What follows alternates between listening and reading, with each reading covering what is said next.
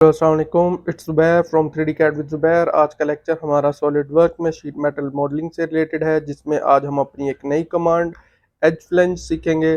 जिसके लिए सबसे पहले हम एक ट्रे बना लेते हैं 25 बाय 50 की। उसके लिए हम टॉप प्लेन सेलेक्ट करते हैं और उस पर एक रेक्टेंगल बना लेते हैं।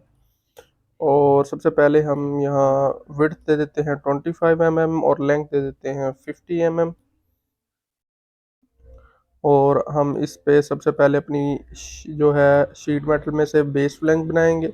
और बेस फ्लैंज को हम थिकनेस दे देते हैं 1 और ओके कर देते हैं। देन अब हमारी एज फ्लैंज वाली कमांड जो है वो ऑन होगी, तो एज फ्लैंज वाली कमांड को एक्टिव करते हैं।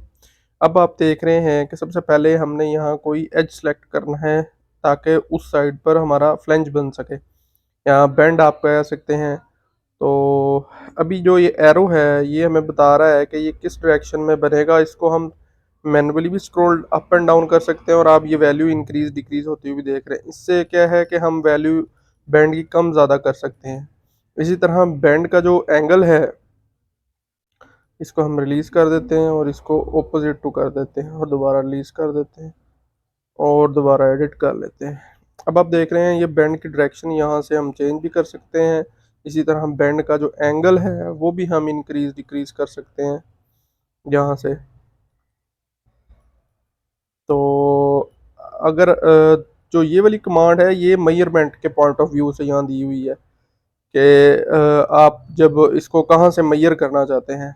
जो इनमें जो सही कमांड है वो ये नीचे दी हुई है। अब ये फ्लेंज बाइट से लिया हुआ है, यानी अगर हम इसको करीब से देखें तो आप देख रहे हैं कि जहाँ शीट मेटल एंड हो रहा है वहीं से ही आउटर वैल्यू हमारी जो कि यहाँ फिगर में भी शो हो रही है।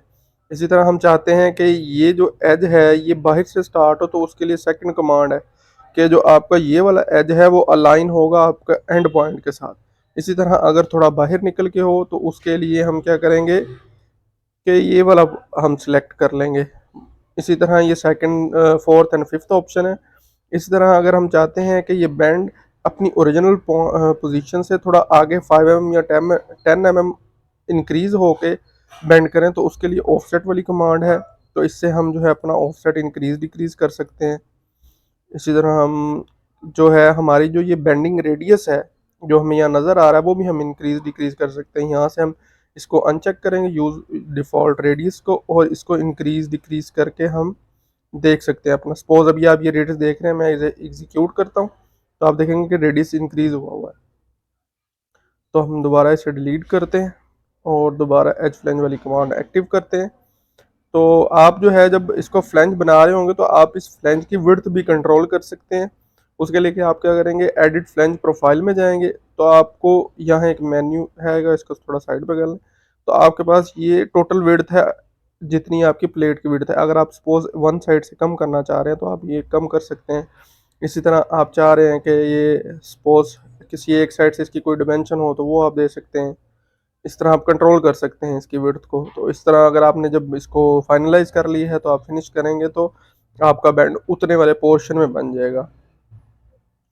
तो इसी तरह आप चाह रहे हैं कि बाकी तीन साइड पे भी सेम फ्लैंज बने तो आप वो एक कमांड में भी चारों साइड कवर कर सकते हैं और उनकी लेंथ सेम होगी। और इसको हम एग्जिट कर देते हैं। तो अब आप देख रहे हैं कि हमारे पास इस तरह एक शेप बन जाएगी एज फ्लैंज की वजह से। तो उम्मीद करता हूँ आपको शीट मेटल की अंडरस्टैंडिंग हो रही होगी। आज के लिए इतना ही, मिलते हैं आपसे नेक्स्ट वीडियो में।